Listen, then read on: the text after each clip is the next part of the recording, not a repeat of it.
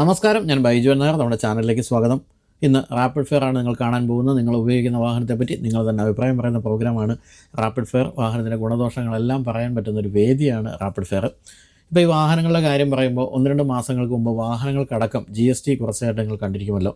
അതുകൊണ്ട് ഈ നവരാത്രി, അതായത് ദീപാവലി ഫെസ്റ്റിവൽ സീസണിൽ മാത്രമായിട്ട് ഏകദേശം 25 മുതൽ 100% വരെയൊക്കെ വാഹനങ്ങളുടെ വിൽപ്പനയിൽ വർധനവ് സംഭവിച്ചിട്ടുണ്ട്. ഇത് വാഹനങ്ങളുടെ കാര്യത്തിൽ മാത്രമല്ല, ഇന്ത്യയിലെ മറ്റ് പ്രൊഡക്റ്റുകളുടെയും വിൽപ്പന ഇങ്ങനെ ഭാവിയിൽ കൂടാനാണ് സാധ്യത.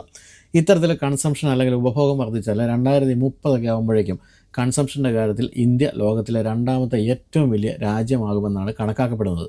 അപ്പോൾ ഇങ്ങനെ കൺസംഷൻ രാജ്യത്ത് വർദ്ധിച്ചുകൊണ്ടിരിക്കുമ്പോൾ നമുക്കും ആ ഒരു കൺസംഷനിൽ നിന്ന് ലാഭം ഉണ്ടാക്കാൻ കഴിയേണ്ടതാണല്ലോ. അതിന് കൺസംഷൻ ഫണ്ടുകളിൽ ഇൻവെസ്റ്റ് ചെയ്യുന്നത് നല്ലതാണെന്ന് പലരും പറയാറുണ്ട്. പക്ഷേ ഇവിടെ ഉള്ളൊരു പ്രശ്നം, മാർക്കറ്റ് എങ്ങനെ പ്രവർത്തിക്കുമെന്ന് ആർക്കും പറയാൻ പറ്റില്ല എന്നുള്ളതാണ് ഒരു പ്രധാനപ്പെട്ട പ്രശ്നം. അതുകൊണ്ട് നിക്ഷേപിച്ച പണം പോകുമോ എന്നുള്ള പേടി പലർക്കും ഉണ്ടാകാറുണ്ട്. എന്നാൽ ഇന്ത്യയിൽ കൺസംഷൻ കൂടുമ്പോൾ, ഇങ്ങനെ മാർക്കറ്റ് വളരുമ്പോൾ ലാഭം കിട്ടത്തക്ക രീതിയിൽ അതോടൊപ്പം തന്നെ ഇൻവെസ്റ്റ് ചെയ്ത 1 രൂപ പോലും പോകാതെ 100% സുരക്ഷിതത്വം നൽകുന്ന രീതിയിലുള്ള ഫണ്ടുകൾ ഇപ്പോൾ നിലവിലുണ്ട്.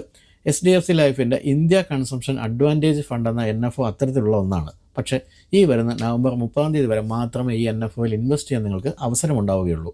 അതിനെക്കുറിച്ച് കൂടുതൽ അറിയാനും അതോടൊപ്പം നിക്ഷേപിക്കാനുമുള്ള ലിങ്ക് ഞാൻ വീഡിയോ ഡിസ്ക്രിപ്ഷനിലും കമൻറ്റിലും കൊടുത്തിട്ടുണ്ട്. നിങ്ങളെ കൊണ്ടാകുന്ന എത്ര വലിയ തുകയും ഈ NFOയിൽ നിക്ഷേപിക്കാം. ഇവിടെ NAV 10 രൂപയാണ്. അതുകൂടാതെ നമ്മൾ അടയ്ക്കുന്ന പ്രതിമാസ പ്രീമിയത്തിന് 120 മടങ്ങ് വരുന്ന ലൈഫ് കവർ ലഭിക്കും. വർഷം തോറും 2.5 ലക്ഷം രൂപ വരെ നിക്ഷേപിച്ചാലും ലഭിക്കുന്ന ലാഭത്തിന് നികുതി ഉണ്ടാവില്ല എന്നുള്ളതാണ് മറ്റൊരു പ്രത്യേകത. നിങ്ങളുടെ പ്രവാസിയാണെങ്കിൽ കഴിയുമെങ്കിൽ മാസം 18,000 രൂപ വെച്ച് നിക്ഷേപിച്ചാൽ 2 കോടി രൂപ വരെ റിട്ടേൺ സാധ്യത ഇവിടെ പറയുന്നുണ്ട്. HDFC ലൈഫിൻ്റെ തന്നെ ഡിസ്കവറി ഫണ്ട് കഴിഞ്ഞ 5 വർഷത്തിൽ 28%, തുടക്കം മുതൽ 22.4% CAGR റിട്ടേൺസും നൽകിയിട്ടുണ്ട്. അതുകൂടാതെ ഫ്ലെക്സി ക്യാപ് ഫണ്ട് തുടക്കം മുതൽ 24.6% CAGR റിട്ടേൺസും നൽകിയിട്ടുണ്ട്. അതായത് മുൻകാലങ്ങളിൽ HDFC ലൈഫ് പുറത്തിറക്കിയ ഫണ്ടുകൾ നല്ല രീതിയിൽ റിട്ടേൺ നൽകിയിട്ടുണ്ടെന്നാണ് ഞാൻ പറഞ്ഞു വരുന്നത്. പിന്നെ മറക്കണ്ട, നമ്മുടെ ഈ NFOയുടെ അവസാന തീയതി ഈ വരുന്ന നവംബർ 30 വരെയാണ്. അതായത് ഇനി 5 ദിവസം കൂടിയേ ഉള്ളൂ. പിന്നെ ഇവിടെ 5 വർഷം ലോക്കിംഗ് പീരീഡ് ഉള്ള കാര്യം കൂടി ഞാൻ ഓർപ്പിക്കട്ടെ. അതുകൊണ്ട് അത്രയും കാലം തുടർച്ചയായി മാറ്റിവെക്കാൻ കഴിയുന്ന തുക തിരഞ്ഞെടുക്കുന്നതാണ് ഏറ്റവും ബുദ്ധിപരമായ കാര്യം. വീഡിയോയുടെ ഡിസ്ക്രിപ്ഷനിലും കമൻറ്റ് ബോക്സിലും കൊടുത്തിട്ടുള്ള ലിങ്കിലൂടെ ഇതിനെക്കുറിച്ച് കൂടുതൽ അറിയാനും നിക്ഷേപിക്കാനും സാധിക്കും. അതല്ലെങ്കിൽ സ്ക്രീനിൽ കാണുന്ന QR കോഡ് സ്കാൻ ചെയ്താലും മതി. മലയാളത്തിൽ കസ്റ്റമർ കെയർ സൗകര്യം ലഭിക്കും. വേണമെങ്കിൽ അവരുടെ ഏജൻറ്റ് വീട്ടിൽ വന്ന് നിങ്ങളോട് നേരിട്ട് സംസാരിച്ച് കാര്യങ്ങളെല്ലാം പറഞ്ഞ് മനസ്സിലാക്കി തരികയും ചെയ്യും. അപ്പോൾ നമുക്കിനി ഈ ആഴ്ചയിലെ റാപ്പിഡ് ഫെയർ കാണാം.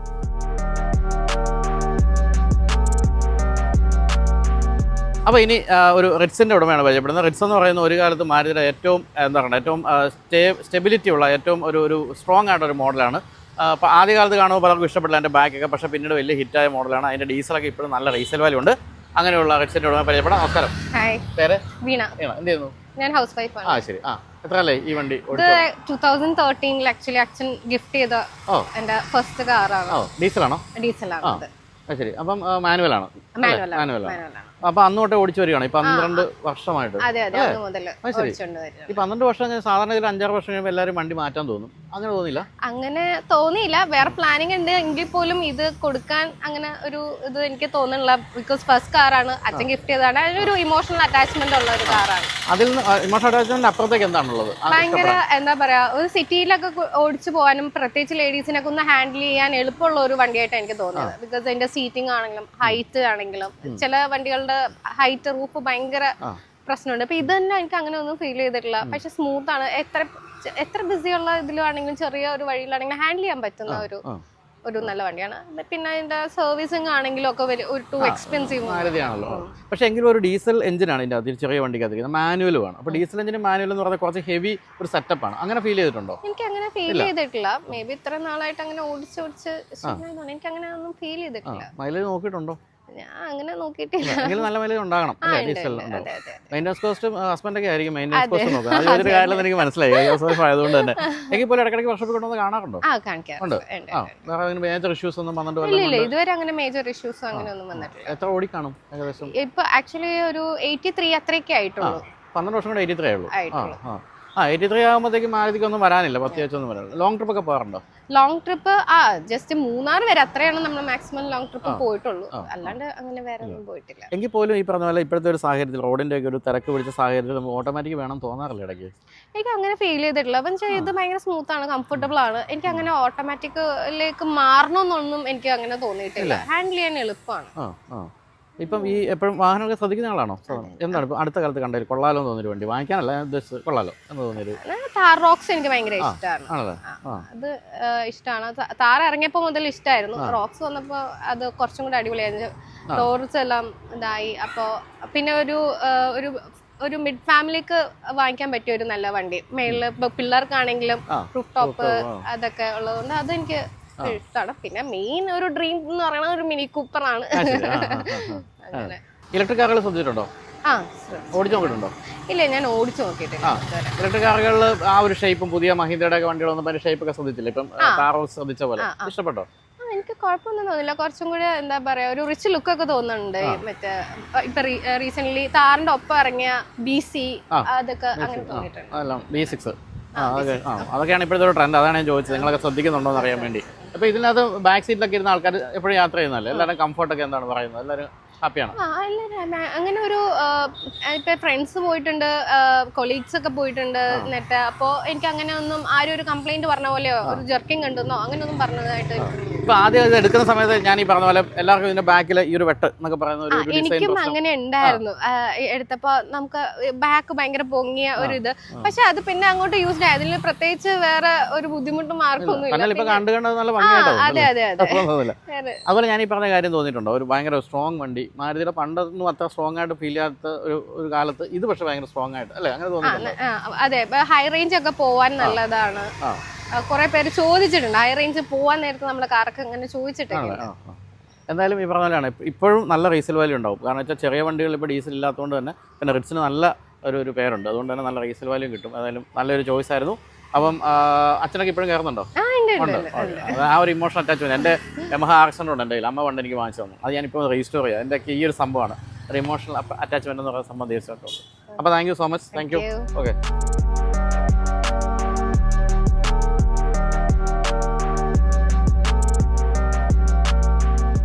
ഞാനിപ്പോൾ അടുത്ത കാലത്ത് പൂത്തോട്ടം എന്ന് പറയുന്ന സ്ഥലത്ത് എൻ്റെ കയ്യിലുണ്ടായിരുന്ന മഹീന്ദ്ര B6 ചാർജ് ചെയ്യാൻ വേണ്ടി നിൽക്കുമ്പോൾ അവിടെ ഒരു വിൻസർ വന്നു. ആ വിൻസറിൽ വന്നവർ ആകെ ടെൻഷനിലായിരുന്നു. അവർ അയ്യോ ഇവിടെ ഇത് വർക്ക് ചെയ്തില്ലെങ്കിൽ പ്രശ്നമാവുമല്ലോ എന്നൊക്കെ പറഞ്ഞിട്ടാണ് അവിടെ വന്നത്. അപ്പോൾ ഞാൻ അവരോട് ചോദിച്ചു എന്താണ് പ്രശ്നം എന്ന് ചോദിച്ചപ്പോൾ അവർ പറഞ്ഞു പല സ്ഥലത്തും ഞങ്ങൾ ചാർജ് ചെയ്യാൻ നോക്കിയിട്ട് ചാർജ് ആകുന്നില്ല, വിൻസറിന് അങ്ങനെ ഒരു ഇഷ്യൂ ഉണ്ട്, ഞങ്ങൾ ആകെ പെട്ടിരിക്കുകയാണെന്നൊക്കെ പറഞ്ഞു. ഇപ്പോൾ നമ്മളിപ്പോൾ സംസാരിക്കാൻ പോകുന്ന ആൾ ഇതേ പ്രശ്നം അഭിമുഖീകരിച്ചുകൊണ്ടിരിക്കുകയാണ്. എന്താണ് MGക്ക് പറ്റുകയെന്ന് അറിഞ്ഞുകൂടെ, എന്തായാലും എന്ത് സോഫ്റ്റ്വെയർ ഇഷ്യൂ എന്ന് തോന്നുന്നു. അപ്പം കാര്യമായ രീതിയിൽ വിൻസർ ഓണേഴ്സ് കഷ്ടപ്പെടുന്നുണ്ടെന്നാണ് എനിക്ക് അറിയാൻ കഴിഞ്ഞത്. അപ്പോൾ എന്തായാലും നമുക്ക് അത്തരം കാര്യങ്ങൾ ചോദിച്ച് മനസ്സിലാക്കാം. നമസ്കാരം ചേട്ടാ. പേര് ജിതിൻ ശങ്കർ. ഞാൻ ചങ്ങനാശ്ശേരി NSS കോളേജിലാണ് ജോലി ചെയ്യുന്നത്. ചരിത്രം പഠിപ്പിക്കുകയാണ്, ചരിത്ര അധ്യാപകനാണ്. ഞാൻ എൻ്റെ പഴയ കോളേജാണ് കേട്ടോ, പഠിച്ച കോളേജിലെ. സത്യം പറഞ്ഞാൽ അതിനുശേഷം അവിടെ അങ്ങനെ വലിയ കൂട്ടായ്മ ഇല്ല.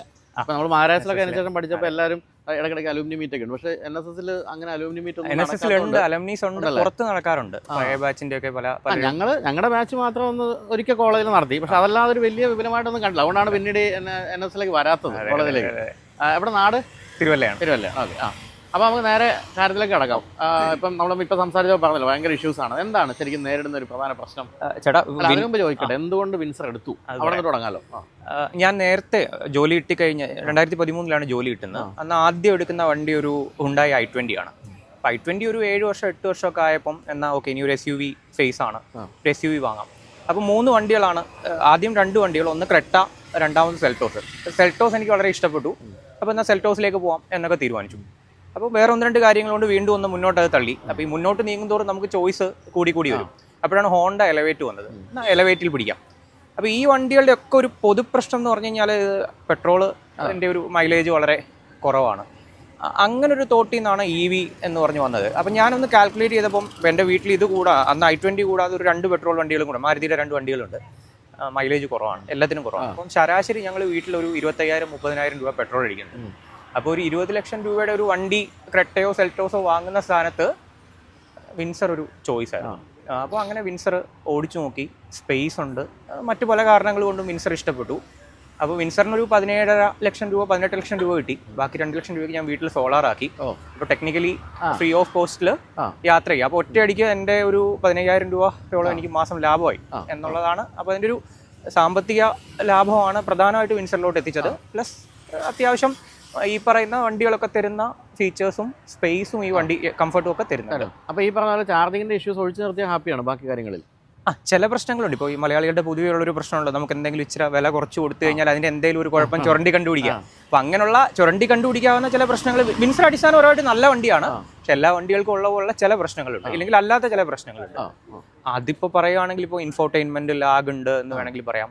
ഈ നോയ്സ്, വൈബ്രേഷൻ, ഇൻസുലേഷൻ വളരെ മോശമാണ്. ഇപ്പോൾ സൗണ്ട്, ടയർ നോയ്സ് ഭയങ്കരമായിട്ട് മറ്റു വണ്ടികളുമായിട്ട് അകത്ത് കേൾക്കുന്നുണ്ടെന്നുള്ളത് പറയാൻ പറ്റും. പിന്നെ പ്രധാനമായിട്ട് എനിക്ക് തോന്നുന്നു ഇതിൻ്റെ ഈ നമ്മൾ ഈ വണ്ടി ഓടിക്കുന്ന സമയത്ത് ചില സമയത്ത് ചെറിയ ചെറിയ ബഗ്ഗുകൾ ഉണ്ടാകുന്നുണ്ട്. ഇപ്പോൾ ഉദാഹരണമായിട്ട് നമ്മുടെ റീജൻ ഹെവിയാണ്, എപ്പോഴും ഞാൻ റീജൻ ഹെവി ആയിരിക്കും ഓടിക്കുന്നത്. പെട്ടെന്ന് ഈ റീജൻ ഒന്ന് സ്ലോ ആയിട്ട് വണ്ടി ഒന്ന് മുന്നോട്ട് കുതിക്കുന്ന പോലത്തെ അങ്ങനത്തെയൊക്കെ ചെറിയ ചെറിയ ചെറിയ പ്രശ്നങ്ങൾ ഉണ്ടാവുന്നുണ്ട്. അതൊക്കെ പരിഹാരമുള്ള കേസാണ്.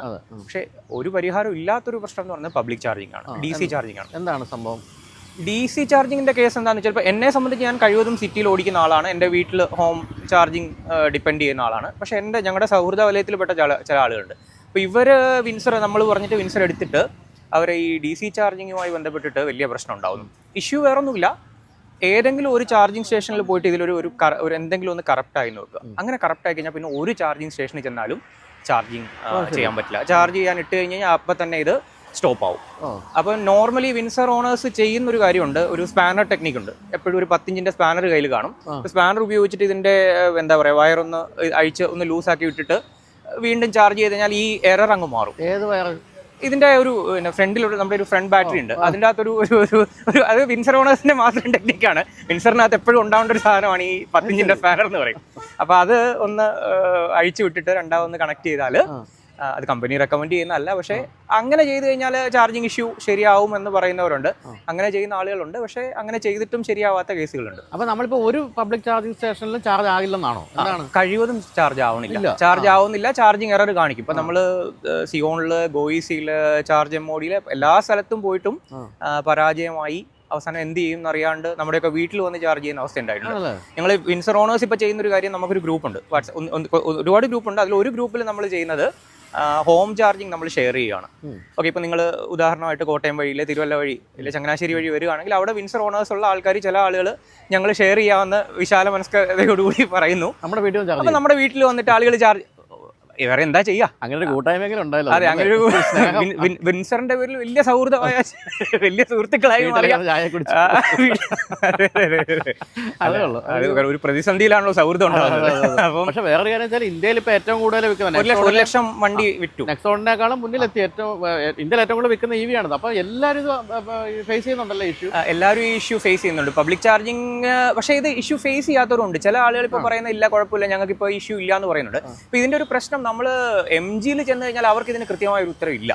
MGയിൽ ഇപ്പോൾ ഞാൻ EVM എന്നാണ് വണ്ടി എടുത്തത്. EVMൽ സർവീസ് പേഴ്സൺസിനോട് ചോദിക്കുമ്പോൾ അവർക്ക് ഇതിനൊരു ആൻസർ തരാൻ പറ്റുന്നില്ല. അവർ പറയാതെ സോഫ്റ്റ്വെയർ അപ്ഡേറ്റ് കൊണ്ട് ശരിയാവും. നമ്മൾ സോഫ്റ്റ്വെയർ അപ്ഡേറ്റുമായിട്ട് വീണ്ടും നമ്മൾ പ്രതീക്ഷയോടുകൂടി ചാർജിങ് സ്റ്റേഷനിൽ പോകും, പക്ഷേ അത് ശരിയാവണമെന്നില്ല. ഇപ്പം ഞാൻ പറയുന്നു, ഇത് ഒരു ഹോം ചാർജിങ് ഡിപ്പെൻഡ് ചെയ്യുന്ന ഒരാൾക്ക് ഇതൊരു ഇഷ്യൂവേ അല്ല. ഇപ്പം എന്നെ സംബന്ധിച്ച് ഞാൻ കഴിവതും എൻ്റെ സിറ്റി സർക്കിളിൽ ഓടുന്ന ആളാണ്, എന്നെ സംബന്ധിച്ച് ഇതൊരു പ്രശ്നമല്ല. പക്ഷേ ഇപ്പൊ ലോങ് പോകണം, സ്ഥിരമായിട്ട് ഈ ഒരു റേഞ്ചിന് അപ്പുറം അങ്ങനെയാണല്ലോ ഒരു വണ്ടി എടുക്കുന്നത്. സ്വാഭാവികമായിട്ടും അവരെ സംബന്ധിച്ച് അവർക്ക് അങ്ങനെ അത് മീറ്റ് ചെയ്യാൻ പറ്റുന്നില്ലെങ്കിൽ അത് വലിയ പ്രശ്നമാണ്. അപ്പൊ അതിനൊരു ഉത്തരം തരുന്നില്ല എന്നുള്ള ഒരു വലിയ പ്രശ്നമാണ്. അപ്പൊ എന്താണ് ഇപ്പൊ നിങ്ങളുടെ അടുത്ത നടപടി? എന്താ ഇപ്പൊ ഇങ്ങനെ പോയാൽ ശരിയാവില്ലല്ലോ, ഇത്രയും 1 ലക്ഷത്തോളം ആൾക്കാർ വാങ്ങിച്ച വണ്ടിയാണ്. ഇപ്പം നമ്മൾ പല രീതിയിൽ MG ആയിട്ട് സംസാരിക്കുന്നുണ്ട്, ഈ ചാർജിങ് സ്റ്റേഷൻസിൽ പെട്ട ആളുകളുമായിട്ട് സംസാരിക്കുന്നുണ്ട്. അപ്പം ഇവരാരും ഇതിനൊരു കൃത്യമായ ഉത്തരം തരുന്നില്ല. അപ്പം നമ്മൾ കോർട്ടിൽ പോകാൻ പറ്റുമോ എന്ന് ചോദിച്ചാൽ, ഇപ്പം ഞാൻ വേറൊരു ഇഷ്യൂ പറയാം, ഇതുമായിട്ട് റിലേറ്റഡ് ആയിട്ടുള്ള ഇഷ്യൂ തന്നെയാണ്.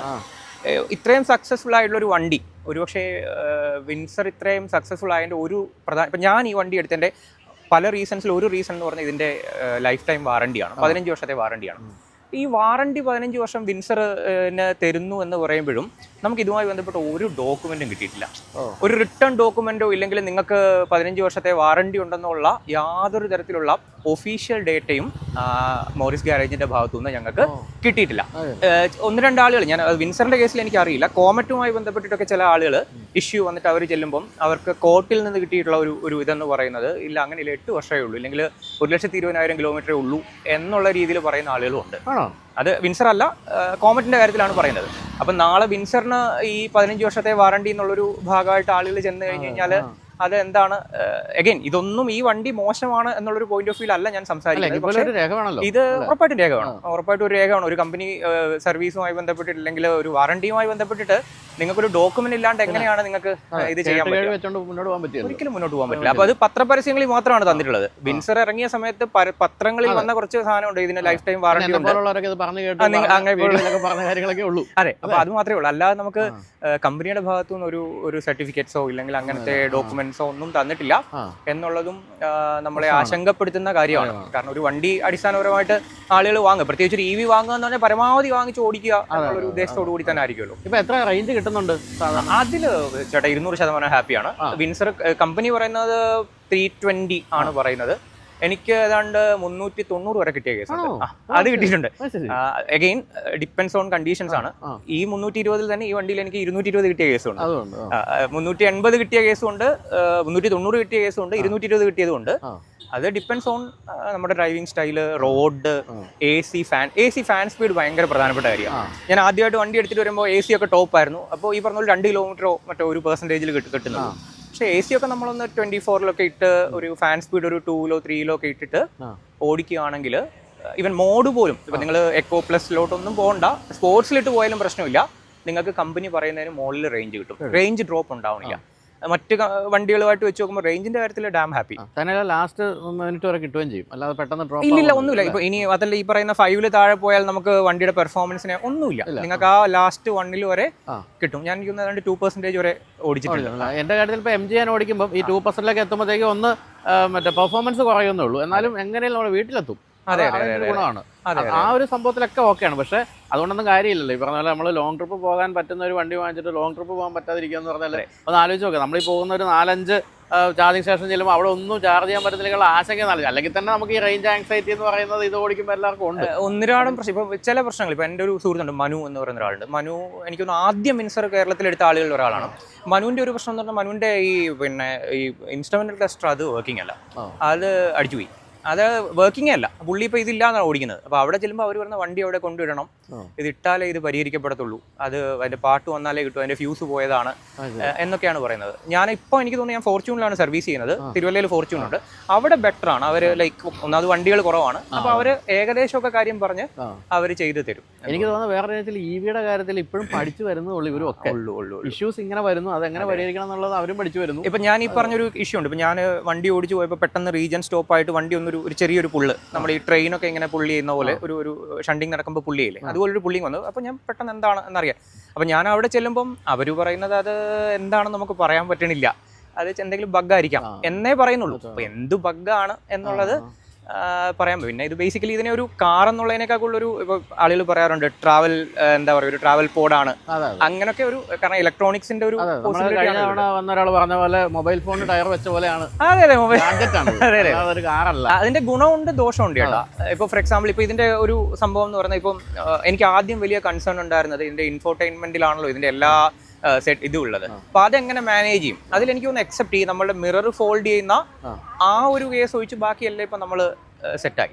രണ്ടാമത് വേറൊരു പ്രശ്നം കൊണ്ട് ഇപ്പോൾ ഞാൻ ഇപ്പം എൻ്റെ വീട്ടിൽ വൈഫുണ്ട്, ഞങ്ങൾ രണ്ടുപേരും ഈ വണ്ടി ഓടിക്കും. പുതിയതായിട്ടൊരാൾ വന്നു, എൻ്റെ ഒരു സുഹൃത്ത് വന്നു, ഇല്ലെങ്കിൽ ഒരു ഡ്രൈവർ വന്നു, എന്നാൽ ചേട്ടാ ഒന്ന് അവിടെ വരെ ഒന്ന് ഓടിച്ചു പോകുമെന്ന് പറഞ്ഞാൽ ഈ മനുഷ്യൻ പെട്ടു. കാരണം യൂസർ ഫ്രണ്ട്ലി അല്ല, നമുക്കൊന്ന് പഠിക്കണം ബേസിക്കലി റിവേഴ്സ് അടിക്കുന്നത് എങ്ങനെയാണ്, എങ്ങനെ പോകണം, പോകുന്ന വഴി എങ്ങനെ മിറർ ഫോൾഡ് ചെയ്യണം എന്നൊക്കെ ചോദിച്ചു കഴിഞ്ഞാൽ പുള്ളി ചിലപ്പോൾ പെട്ടു. അപ്പോൾ അങ്ങനെ ഒരു പുതിയ ഡ്രൈവറെ സംബന്ധിച്ച് എനിക്ക് തോന്നുന്നു ഒന്ന് യൂസ്ഡ് ആവേണ്ട ഒരു സംഭവം ഉണ്ടെന്ന് തോന്നുന്നു. അപ്പോൾ എന്തായാലും MGയുടെ ആൾക്കാരെ കാണുന്നുണ്ടാവുമെന്ന് എനിക്കറിയാം. അപ്പോൾ നിങ്ങളിത് ഇതിൻ്റെ പരിഹാരം തീർച്ചയായിട്ടും വേണം. അല്ലെങ്കിൽ ഈ പറഞ്ഞ പോലെ ഇതുപോലെ വിറ്റുകൊണ്ടിരിക്കുന്ന ഒരു വണ്ടിയുടെ കാര്യത്തിൽ ഇത്രയും പ്രശ്നങ്ങൾ ഉണ്ടായിക്കൊണ്ടിരിക്കുന്നു എന്ന് പറയുന്നത് ശരിയല്ല. ഞാനന്ന് കണ്ട ആ ഒരു ഫാമിലി കോഴിക്കോട് നിന്ന് ഓടിച്ച് കോട്ടത്താക്കി മറ്റേ പോകുമായിരുന്നു. അവർ ടെൻഷൻ അടിച്ച് ലാസ്റ്റ് മിനിറ്റാണ് പൂത്തോട്ടെ വന്നത്. പക്ഷെ ഭാഗ്യത്തിന് അവിടെ ചാർജായി. അതോടെ ഒരു ആശ്വാസം കാണുമായിരുന്നു അവരുടെ. അപ്പോൾ ആ രീതിയിൽ കാര്യങ്ങൾ പോയിട്ട് നമ്മൾ ആളുകളുടെ അടുത്ത് പറയുമ്പോൾ നിങ്ങൾ മറ്റേ സ്പാനർ ടെക്നിക്ക് ഉപയോഗിക്കുന്നു പറഞ്ഞു കഴിഞ്ഞാൽ സാധാരണ മനുഷ്യർ എങ്ങനെ സ്പാനർ ഉപയോഗിക്കും? ഒരു ബോണറ്റ് തുറക്കാൻ അറിയാത്ത സ്ത്രീകളിൽ ചില ആളുകൾ ഉണ്ടാവും, വണ്ടി ഓടിക്കാൻ പറ്റുന്ന. നമ്മളൊരു മാരുതിക്കാലം തൊട്ട് പിന്നെ ബോണറ്റ് ഒന്നും തുറക്കുന്നില്ല. ബോണറ്റ് തുറന്ന ഒരു വണ്ടിയുടെ കാണേണ്ട കാര്യം പോലും ഇല്ലാത്ത രീതിയിലാണ് കാര്യം. അപ്പൊ എന്തായാലും അത് വളരെ മോശമാണ്. അപ്പം ഞാനിപ്പോൾ കഴിഞ്ഞ ദിവസം ഗോയിസിയുടെ MDയോട് സംസാരിച്ചപ്പോൾ അദ്ദേഹം പറഞ്ഞത് അവർ വിചാരിച്ചിട്ട് ഇത് പരിഹരിക്കാൻ പറ്റാതെ നിൽക്കുന്ന ഒരു ഇഷ്യൂ ആയിട്ടാണ് പുള്ളിക്ക് മനസ്സിലായതെന്ന് പറഞ്ഞു. പക്ഷേ ഇതൊന്നും ഈ വണ്ടി മേടിക്കാൻ ആളുകൾക്ക് തടസ്സമാകുന്നില്ല. ഞാൻ കഴിഞ്ഞ ദിവസം ഒരു സ്കോഡ വാങ്ങി, സ്കോഡയുടെ ഒരു കൈലാക്ക് വൈഫിന് വേണ്ടിയിട്ട് വാങ്ങി. അപ്പോൾ ഇത് വാങ്ങിക്കഴിഞ്ഞപ്പം അവിടെയുള്ള ഇപ്പോൾ ഇതുമായിട്ടാണ് പോയത്. അവിടെയുള്ള ഒരാൾ വന്നിട്ട് സ്കോഡയുടെ സ്ഥാപനത്തിൽ ഇരിക്കുന്ന ഒരാൾ വന്നിട്ട് പറഞ്ഞു, അയ്യോ ഇത് എങ്ങനെയുണ്ട് വണ്ടി എങ്ങനെ? ഞാൻ പറഞ്ഞു, നല്ല കുഴപ്പമൊന്നുമില്ല, ഇന്ന പ്രശ്നങ്ങളുണ്ട്. അല്ല എന്നാലും കുഴപ്പമില്ല കേട്ടോ, ഞാൻ ബുക്ക് ചെയ്യാണ്. അതിന് ഭയങ്കര വാല്യൂ ഫോർ മണിയായിട്ട് കണ്ടു കഴിഞ്ഞാൽ വാങ്ങിച്ചിരിക്കും. നമ്മളിപ്പോൾ ഒരാളുടെ അടുത്ത് എൻ്റെ അടുത്ത് ഇപ്പോൾ ഇതിനെക്കുറിച്ച് അറിയാത്ത ഒരാൾ ചോദിക്കും ഇത് എത്ര രൂപയുണ്ട് ഇതിന് വില? നമ്മൾ ചേട്ടാ 18 ലക്ഷം രൂപയാണ്. 18 ഇത് കണ്ടു കഴിഞ്ഞാൽ ഒരു അത്രയൊന്നും അല്ലല്ലോ, 10-25 ലക്ഷം രൂപയുടെ വണ്ടിയും തോന്നുമല്ലോ എന്നുള്ളൊരു സാധനമുണ്ട്. തീർച്ചയായിട്ടും. പിന്നെ ഓടിക്കാനൊക്കെ രസമാണ്. നമ്മളിതിന്റെ മീഡിയ ഡ്രൈവ് ഒക്കെ നടത്തിയത് മേഘാലയ ടു മേഘാലയൊക്കെ നല്ല രസമായിട്ടാണ് അത്. അവിടെ ഓട്ടോ ഹോൾഡ് ഒക്കെ ഭയങ്കര ഗംഭീരമാണ്. ഒത്തിരി ഗുണങ്ങളുണ്ട്. നല്ല റോഡാണെങ്കിൽ സസ്പെൻഷൻ കുറച്ച് സ്റ്റിഫ് ആണെന്ന് പറയുമെങ്കിൽ നല്ല റോഡാണെങ്കിൽ ഭയങ്കര ഫ്ലൈറ്റിൽ പോകുന്ന പോലെയാണ്, ഭയങ്കര രസമാണ് ഓടിക്കാൻ. അതുകൊണ്ടൊന്നും കാര്യമില്ല, ഈ പ്രശ്നം പരിഹരിക്കപ്പെടുക. ഉറപ്പായിട്ടും ഞങ്ങൾക്കൊക്കെ അത് വലിയ ടെൻഷനാണ്. അത് ഉടനെ അത് പരിഹരിക്കാവുന്നതേ ഉള്ളൂ. ഒരു സോഫ്റ്റ്വെയർ അപ്ഡേറ്റിൽ കൂടെ ഇല്ല, അല്ലാതെ എന്തെങ്കിലും മാർഗ്ഗങ്ങളിൽ കൂടെ ചെയ്യാനുള്ളതേ ഉള്ളൂ. അത് MG അഡ്രസ് ചെയ്യണം. വാറണ്ടിയും അഡ്രസ് ചെയ്യണം. വാറണ്ടിയുടെ കാര്യത്തിൽ കൃത്യമായ രേഖാമൂലമുള്ള വാറണ്ടി കൊടുക്കും. ഇപ്പൊ ഞാൻ കോമറ്റ് വാങ്ങിച്ചപ്പോൾ ഈ സംവിധാനം ഇല്ല, 15 വർഷം പിന്നെ വന്നത്. അതുകൊണ്ട് എനിക്കൊന്നും ആവശ്യമുണ്ടായില്ല. അതിനുശേഷം വാങ്ങിക്കുന്നവരുടെ കാര്യത്തിൽ തീർച്ചയായിട്ടും ഒരു രേഖ ഉണ്ടായ പോലും നടക്കാത്തൊരു രാജ്യമായത്. അങ്ങനെയുള്ള രേഖ കൊടുക്കില്ലേ? മറ്റേ ഇന്നസെന്റ് പറഞ്ഞു ഇതാണ് രേഖ. നിങ്ങൾ ആരാ പറഞ്ഞത് 15 വർഷം പിന്നെ ചോദിച്ചാൽ ഒന്നും പറയാനില്ല അല്ലേ? അതുകൊണ്ട് അതത്തരം കാര്യങ്ങളെല്ലാം പരിഹരിക്കണം തീർച്ചയായിട്ടും. അപ്പോൾ എന്തായാലും ഇത് MG കാണുമെന്ന് വിചാരിക്കുന്നു. അപ്പോൾ എന്തായാലും ഒരു ദിവസം കോളേജിൽ വന്ന് നമുക്ക് കാണാം. ഉറപ്പായിട്ടും കാണാം, ഉറപ്പായിട്ടും വരണം. Always welcome. ശരി ചേട്ടാ. ശരി.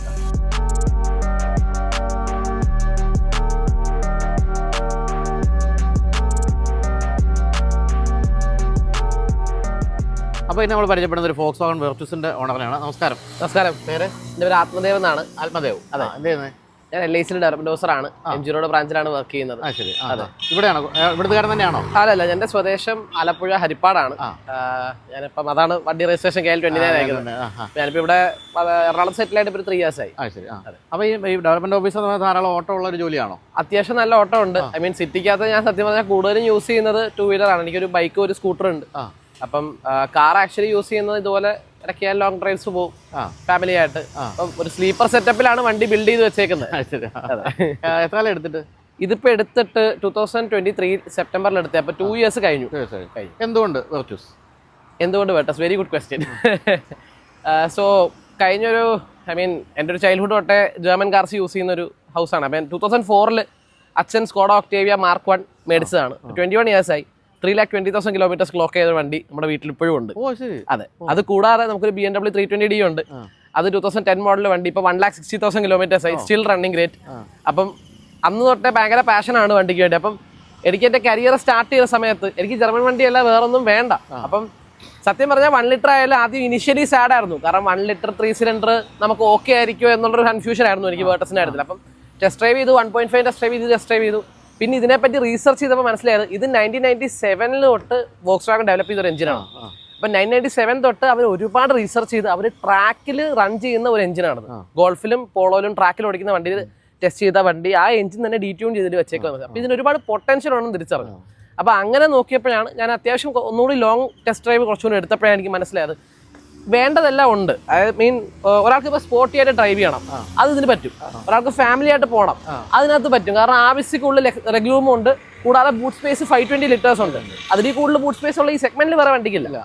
അപ്പം അതുകൂടാതെ like best of both worlds ആണ്. ഏതൊരു വ്യക്തിക്കും എങ്ങനെ വേണേലും ഈ കാർ യൂസ് ചെയ്യാം. അപ്പം എന്നെ സംബന്ധിച്ച് ഞാനൊരു സ്ലീപ്പർ ബിൽഡാണ് ഇഷ്ടപ്പെടുന്ന വ്യക്തി. അത് കണ്ട ഒരു ഫാമിലി സെഡാൻ പോലെ ഇരിക്കണം. പക്ഷെ എന്നാൽ ഏതൊരു വണ്ടി വന്നാലും ഞാനിപ്പോൾ ഈ വണ്ടി വെച്ച് അത്യാവശ്യം ഇപ്പോൾ BMW, ഓഡി അല്ലെങ്കിൽ ബെൻസ് അതുപോലുള്ള വണ്ടികളുടെ കൂടെ തന്നെ പിടിച്ചു നിൽക്കാൻ പറ്റുന്ന ഒരു ലെവലിലോട്ട് ഇപ്പോൾ സ്റ്റേജ് 1 ബിൽഡ് ചെയ്തതിനു ശേഷം വണ്ടി എത്തിയിട്ടുണ്ട്. സ്റ്റേജ് 2 ആയാൽ നല്ലോണം കയറും. ഇപ്പോൾ സ്റ്റേജ് 1 തന്നെ ഏകദേശം വണ്ടിക്ക് 140 bhp എത്തി.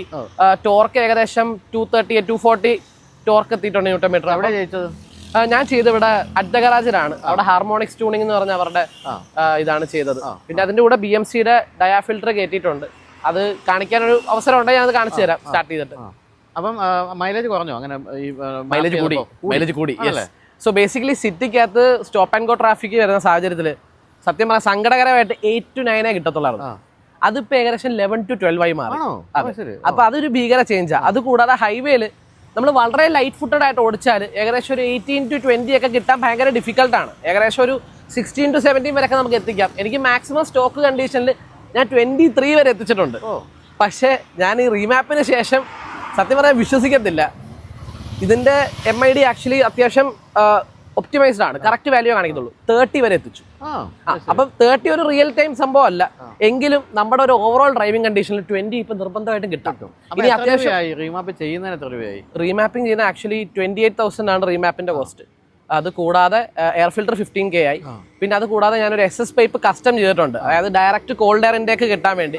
അപ്പൊ അതിനൊരു 5.5, ടോട്ടൽ എല്ലാം കൂടി ഒരു 48.5 ആയിട്ടുണ്ട്. എങ്കിൽ പോലും മൈലേജ് ഇത്രയും കൂടുതൽ കിട്ടുന്നുണ്ടെങ്കിൽ അത് വളരെ പെട്ടെന്ന്. അയ്യോ, മൈലേജ് മാത്രമല്ല, കാല് കൊടുത്ത വണ്ടി പറക്കും, ലിറ്ററലി നല്ല രീതിയിൽ വണ്ടി കയറും. നേരത്തെ സെക്കൻഡ് ഗിയറിലും തേർഡ് ഗിയറിലും വണ്ടിക്ക് ഒരു ചെറിയ ടെർബോ ലാഗ് ഉണ്ടായിരുന്നു, അതിപ്പോ ഇല്ല. ടെർബോ ലാഗ് നില്ലായി. കൂടാതെ ഏറ്റവും വലിയ അട്രാക്ഷൻ എന്ന് വെച്ചാൽ ഇപ്പൊ ഏതെങ്കിലും ഒരു വേർട്ടസ് ഓണർ ഉണ്ടെങ്കിൽ നിങ്ങൾ മനസ്സിലാക്കേണ്ട കാര്യം, ഈ വണ്ടി എല്ലാ ഗിയറിലും നമ്മുടെ ഡീസൽ വണ്ടി എടുക്കുന്ന പോലെ സ്ലോ സ്പീഡിൽ തന്നെ കയറും. അതായത് ഗിയർ ഇട്ട് കഴിഞ്ഞ് ക്ലച്ച് വിട്ടാൽ തന്നെ വണ്ടി കയറിക്കോളും, നമ്മൾ കൊടുക്കണ്ട. അപ്പം അതൊരു ഭയങ്കര വലിയ അഡ്വാൻറ്റേജ് ആണ്, എസ്പെഷ്യലി സിറ്റിയിൽ ഓടിക്കുമ്പോൾ.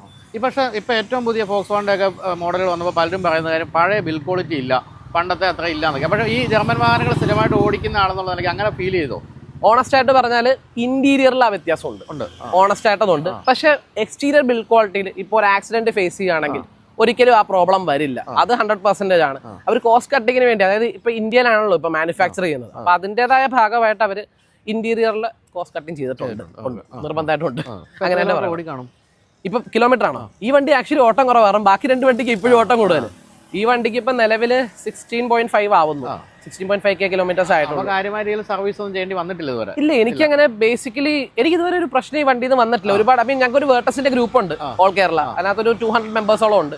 അപ്പം പലരും പല പ്രശ്നങ്ങൾ റിപ്പോർട്ട് ചെയ്തിട്ടുണ്ടെങ്കിലും എനിക്ക് ഇതുവരെ അങ്ങനെ കാര്യമായിട്ട് ആകെ ഫേസ് ചെയ്തൊരു പ്രോബ്ലം പറയാം. അത് ഞാൻ വോക്സ് വാഗണോട് ഓൾറെഡി റിപ്പോർട്ട് ചെയ്ത കേസാണ്. ഇതിന്റെ സ്റ്റീരിയോ സിസ്റ്റം നമ്മളിങ്ങനെ ഓൺ ആക്കുമ്പോൾ ഇടയ്ക്ക് സ്ക്രീൻ ബ്ലാങ്ക് ആയിരിക്കും, എന്നുവെച്ചാൽ ഒന്നും ഉണ്ടാവില്ല. അപ്പൊ നമ്മൾ വിചാരിക്കും സ്റ്റീരിയോ സിസ്റ്റം എന്തോ പറ്റി പോയെന്ന് വിചാരിക്കും. എന്നാൽ നമ്മൾ കുറച്ചു നേരം ഓടിച്ചിട്ട് വണ്ടി ഓഫ് ചെയ്ത് ഇറങ്ങി ലോക്ക് ചെയ്ത് എവിടെയെങ്കിലും നിന്നിട്ട് പിന്നെ കയറി കഴിഞ്ഞാൽ സാധനം ഓണാവും. പക്ഷെ ഇത് വല്ലപ്പോഴേ വരത്തുള്ളൂ, ഇത് എപ്പോഴും വരത്തില്ല. അപ്പം അത് ഞാൻ ഫേസ് ചെയ്ത ഒരു ഇഷ്യൂ ആണ്. പിന്നെ കൂടാതെ ലൈക്ക് ആൾക്കാർ പറഞ്ഞിട്ടുള്ളൊരു ഇഷ്യൂ എന്ന് പറഞ്ഞാൽ ബ്രേക്ക് ചെയ്യുന്ന സമയത്ത് സൗണ്ട് കേൾക്കുന്നത്. അതെനിക്ക് ഒരു പ്രാവശ്യം വന്നിട്ടുള്ളൂ. അത് ബേസിക്കലി വണ്ടി ഒരുപാട് അഴുക്കായി കഴിഞ്ഞാൽ ബ്രേക്ക് റോട്ടറിനകത്ത് അതിനുള്ളിലുള്ള ഭാഗത്ത് ഡസ്റ്റ് കയറിയ സ്വാഭാവികമായിട്ട് സംഭവിക്കുന്ന കാര്യം. അപ്പൊ അതല്ലാതെ എനിക്ക് വേറെ പ്രശ്നങ്ങളൊന്നും ഇതുവരെ ഫേസ് ചെയ്തിട്ടില്ല. ഗ്രൗണ്ട് ക്ലിയറൻസ് പ്രശ്നമുണ്ടോ? ഒരു സെഡാൻ ഇപ്പൊ ഇന്നത്തെ സാഹചര്യത്തിൽ സെഡാൻ ഓടിക്കാൻ വലിയ പാടാണ്, അത് ഫേസ് ചെയ്യുന്നുണ്ടോ? ഇല്ല, സെഗ്മെന്റിൽ ഏറ്റവും കൂടുതൽ ഗ്രൗണ്ട് ക്ലിയറൻസ് ഉണ്ടല്ലോ, 17.9, അത് 179 mm ഗ്രൗണ്ട് ക്ലിയറൻസ് ഉണ്ട്. അപ്പൊ ഏതാണ്ട് ഒരു SUV ലെവൽ, ഇപ്പം അപ്പുറത്ത് നടക്കുന്ന ഒരു SUV-യുടെ ആ ഒരു സെയിം ലെവലിലുള്ള ഗ്രൗണ്ട് ക്ലിയറൻസ് വണ്ടിക്ക് ഉണ്ട്. പിന്നെ വേറെ എന്താണ്, എന്തെങ്കിലും ഒരു നെഗറ്റീവ് വേറെ പറയാനുണ്ടോ? നെഗറ്റീവ് വേറെ പറയാനാണെങ്കിൽ ഐ മീൻ സ്റ്റോക്ക് കണ്ടീഷനിലുള്ള ഈ വണ്ടിയുടെ ടോർക്ക് ലോ എൻഡിൽ കുറവായിരുന്നു. അതാണ് ഞാൻ പറഞ്ഞത്. സെക്കൻഡ് ഗിയറിലും തേർഡ് ഗിയറിലൊക്കെ ജഡർ ഉണ്ടായിരുന്നു, ഇങ്ങനെ വണ്ടി ഒന്ന് വിറച്ചേ കയറത്തുള്ളൂ. അപ്പം ആ ഒരു ബുദ്ധിമുട്ട് ശരിക്കും പറഞ്ഞാൽ ഒരാൾ സ്റ്റേജ് 1 ബിൽഡ് ചെയ്താൽ മാറും. ഇപ്പം അത്യാവശ്യം സ്പോർട്ടി ആയിട്ട് ഓടിക്കാത്തൊരു വ്യക്തിക്കും സത്യം പറഞ്ഞാൽ സ്റ്റേജ് 1 ബിൽഡ് ചെയ്യാം, നഷ്ടമൊന്നുമില്ല. കാരണം ഓവറോൾ വണ്ടിയുടെ ക്യാരക്ടർ മാറും. നിങ്ങളിപ്പോൾ ഒരു എന്താ പറയുക, ഒരു വേർട്ടസ് 1 ലിറ്റർ എടുത്തു, പക്ഷെ നിങ്ങൾക്ക് 1.5 എടുക്കണമെന്ന് ആഗ്രഹം ഉണ്ടായിരുന്നു, നിങ്ങൾക്ക് അത് എടുക്കാൻ പറ്റിയില്ല. പക്ഷെ എന്നാൽ 1.5-നേക്കാളും കൂടുതൽ പെർഫോമൻസ് നിങ്ങൾക്ക് വേണമെന്ന് ആഗ്രഹം ഉണ്ടെങ്കിൽ 1 ലിറ്ററിൽ അത് വരുത്താം, ഓബിയസ്ലി വരുത്താം. സ്റ്റേജ് 2, സ്റ്റേജ് 3 ബിൽഡൊക്കെ ചെയ്ത വണ്ടി ഭയങ്കര ഭീകരമാണ്. ഇപ്പം എന്താണ് ഈ പറഞ്ഞ പെട്ടെന്ന് മനസ്സിലായിട്ടില്ലെങ്കിൽ ഒന്ന് മനസ്സിലാകാൻ വേണ്ടി പറഞ്ഞുതരാം. നമ്മൾ ഇതിൻ്റെ സോഫ്റ്റ്വെയർ ആണ് ഇതിൻ്റെ പല കാര്യങ്ങളും, ഫ്യൂൽ ഇഞ്ചക്ഷൻ പോലുള്ള കാര്യങ്ങളെല്ലാം നിയന്ത്രിക്കുന്നത്. അപ്പോൾ ECU-നകത്തൊരു സോഫ്റ്റ്വെയർ കമ്പനിയായിട്ട് വെച്ചിട്ടുണ്ട്. നമ്മൾ ആ സോഫ്റ്റ്വെയറിൽ ചെറിയ മാറ്റങ്ങൾ വരുത്തുകയാണ് ചെയ്യുന്നത്. പുതിയ സോഫ്റ്റ്വെയർ അതിലേക്ക് ഇൻസ്റ്റാൾ ചെയ്യുമ്പോൾ കുറച്ചുകൂടി അത്തരം കാര്യങ്ങളെല്ലാം കുറച്ചുകൂടി ഒന്ന് ഒപ്റ്റിമൈസ്ഡ് ആകുന്നു. അങ്ങനെ കൂടുതൽ പവർ കിട്ടുന്നു, ടോർക്ക് കിട്ടുന്നു, അതോടൊപ്പം മൈലേജും കിട്ടുന്നു. അതാണ് ആ ഒരു മാറ്റം. അപ്പം അതിൻ്റെ അത് വാഹനത്തിൻ്റെ മെക്കാനിക്കലി ഒരു മാറ്റവും വരുത്തുന്നില്ല, നമ്മളെ സോഫ്റ്റ്വെയറിൽ മാത്രമാണ് മാറ്റം വരുന്നത്. ഇപ്പോൾ എൻ്റെ കയ്യിൽ പണ്ടൊരു ക്രൂസ് ഉണ്ടായിരുന്നു, അത് 150 bhp ഞാൻ 225 ആക്കിയായിരുന്നു. അങ്ങനെ നമുക്ക് ഓരോ സ്റ്റേജ് ചെയ്യാം. പക്ഷേ മുകളിലേക്കുള്ള സ്റ്റേജുകളിലേക്ക് പോകുന്നതോറും വണ്ടിയുടെ സസ്പെൻഷൻ അടക്കം മാറ്റിയില്ലെങ്കിൽ വണ്ടി നിർമ്മിച്ചിരിക്കുന്നത് ഇപ്പോൾ ഒരു 100 bhp പവറിൽ ഓടാൻ വേണ്ടിയാണെങ്കിൽ നമ്മളത് 200 ആകുമ്പോൾ ബാക്കി ബ്രേക്കിങ്ങും അതുപോലെ സസ്പെൻഷനും എല്ലാം അതോടൊപ്പം നിൽക്കണം. അപ്പോൾ അത്തരം വലിയ വലിയ മാറ്റങ്ങളിലേക്ക് പോകും. പക്ഷേ നമുക്ക് ബേസിക്കലി ഒരു ഫസ്റ്റ് സ്റ്റേജിലേക്കൊക്കെ മാറ്റുകയാണെങ്കിൽ ഈ പറഞ്ഞ പോലെ ഒരു ഇനിഷ്യൽ ലാഗ് കുറയുന്നു, എൻ്റെ ടർബോ ലാഗ് കുറയുന്നു, അത്തരം നല്ല രസമായിരിക്കും പിന്നെ ഓടിക്കാൻ. അതാണ് ഈ പറഞ്ഞത്. അപ്പം പക്ഷേ അത് നന്നായിട്ട് ചെയ്യുന്നവരെ കൊണ്ട് ചെയ്യിക്കുക എന്നുള്ളൊരു കാര്യമുണ്ട്. സോഫ്റ്റ്വെയർ പക്കയായിരിക്കണം. അതാണ് ഇപ്പോൾ നമ്മൾ കണ്ടത്. അപ്പം ഈ ബ്രിട്ടീഷ് ഓടിക്കുന്നവർക്ക് അങ്ങനെ ഒരു പ്രശ്നം ഫീൽ ചെയ്യുന്നുണ്ടെങ്കിൽ നിങ്ങൾക്ക് ഈ ഒരു കാര്യം ചെയ്യാവുന്നതാണ്. തീർച്ചയായും. അപ്പോൾ എത്ര രൂപ ചെയ്തു ഓൺ റോഡ്? ഇത് കംഫർട്ട് ലൈൻ എന്ന് പറഞ്ഞ പേര്, ഞാൻ ബേസ് വേരിയന്റ് അറിഞ്ഞുകൊണ്ട് എടുത്തത്. കാരണം എനിക്ക് ബിൽഡ് ചെയ്യണം, അതിൻ്റെ ഉദ്ദേശമായിരുന്നു. അപ്പം അന്ന് എടുത്തപ്പോൾ എനിക്ക് 14.5 ആയത്. ഇപ്പോഴത്തെ പ്രൈസ് ഏകദേശം എനിക്കൊന്ന് 15 ആയിട്ടുണ്ടാവും. കാരണം GST-യുടെ കട്ടിങ് ഉള്ളതുകൊണ്ട് ഇപ്പൊ ഈ സെയിം റേറ്റ് തന്നെ തിരിച്ചു വന്നിട്ടുണ്ട്. ശരിക്കും 14 ലക്ഷം ഭയങ്കര വർത്താണ് അല്ലേ? മുമ്പ് നമുക്ക് പ്രതീക്ഷിക്കാൻ പറ്റില്ല ഫോക്സ് വാഗണിന്റെ ഒരു സെഡാൻ നമുക്ക് ഈ വിലക്ക് കിട്ടും. സത്യം, അത് ശരിക്കും പറഞ്ഞാൽ അതൊരു നല്ലൊരു സംഭവം തന്നെ. പിന്നെ ഈ പറഞ്ഞ സേഫ്റ്റിയുടെ കാര്യത്തിൽ നമുക്ക് ഓടിക്കുമ്പോൾ തന്നെ ആ ഒരു ഫീലും സേഫ്റ്റി കോൺഫിഡൻസ്. ഒരു കാര്യം എനിക്കൊന്ന് ആഡ് ചെയ്യണമെന്നുണ്ട്. ഞാൻ ഈ വണ്ടി എടുക്കാൻ പോയ സമയത്ത് GT-ക്ക് 24.5 ആയിരുന്നു. ഇപ്പോൾ 10 ലക്ഷം രൂപയുടെ ഡിഫറൻസിന് സത്യം പറഞ്ഞാൽ അത്ര കാര്യമായിട്ടൊന്നും വരുന്നില്ല എന്നുള്ളൊരു ഓണസ്റ്റ് ഫീഡ്ബാക്ക് എനിക്കുണ്ട്. കാരണം ഇപ്പം 1.5 GTയുടെ കഥ ആൾക്കാർക്ക് അറിയത്തില്ല, ജസ്റ്റ് ഒന്ന് ബ്രീഫായിട്ട് പറയാം. അത് വോക്സ്വാഗൺ പുതിയതായിട്ട് ഡെവലപ്പ് ചെയ്ത എഞ്ചിനാണ്. 2 ഉണ്ട്, 1.4 ഉണ്ട്, 1.5 ഉണ്ട്. രണ്ടും ഡെവലപ്പ് ചെയ്ത് ആക്റ്റീവ് 2 സിലിണ്ടർ ടെക്നോളജി കൊണ്ടുവരാൻ വേണ്ടി മാത്രം ഡെവലപ്പ് ചെയ്ത എഞ്ചിനാണ്, അല്ലാതെ അത് പെർഫോമൻസിന് വേണ്ടി കൊണ്ടുവന്നതല്ല. ശരിക്കും പെർഫോമൻസ് വേണ്ടി ഇതാണ്, പക്ഷെ അവർ ഡൈനാമിക് ലൈൻ എന്ന് പറയുന്നത് ഇറക്കിയേക്കുന്നത് കാരണം അവർക്ക് സെല്ലിങ് കൂടുതൽ കിട്ടാൻ വേണ്ടിയുള്ള ഒരു ടാക്ടിക്ക് മാത്രമേ വെറുതെ ഒട്ടിച്ചെന്ന് എനിക്കത് ഇഷ്ടപ്പെട്ടു. അതെ അതെ, GT അല്ല ഇത്, GT ബാഡ്ജിങ് ഒട്ടിച്ച് എനിക്ക് എസ്തെറ്റിക്കലി അതിന്റെ ലുക്ക് ഇഷ്ടപ്പെട്ടു, അതുകൊണ്ടാണ് അങ്ങനെ GT ബാഡ്ജിങ് ഒട്ടിച്ചേക്കുന്നത്. അപ്പം അത്രേ ഉള്ളൂ. അപ്പോൾ എന്തായാലും വളരെ ഗംഭീരമായ ഒരു ഫീഡ്ബാക്കാണ് വന്നിരിക്കുന്നത്. നിങ്ങൾക്കും പരീക്ഷിക്കാം ഈ പറഞ്ഞ സ്റ്റേജ് 1 മാപ്പിംഗ്. പിന്നെ അതൊന്നും ചെന്ന് ഡീലർഷിപ്പിൽ പറയണ്ട. എക്സാക്ട്ലി. പിന്നെ ടയർ പഞ്ചറായ പോലെ അവർ പറയും അത് മറ്റേ ട്യൂൺ ചെയ്തിട്ടാന്ന് പറയും. അതുകൊണ്ട് അത് ശ്രദ്ധിച്ചോളൂ, ഉണ്ടാവുകൊണ്ടേ കൊടുത്ത് തിരിച്ചു കിടുക. അവരറിയാൻ പോകുന്നില്ല, പറഞ്ഞില്ലെങ്കിൽ അറിയാനുള്ള സാധ്യത വളരെ കുറവാണ്. അറിയത്തില്ല. എന്നാൽ thank you so much. Definitely കാണാം.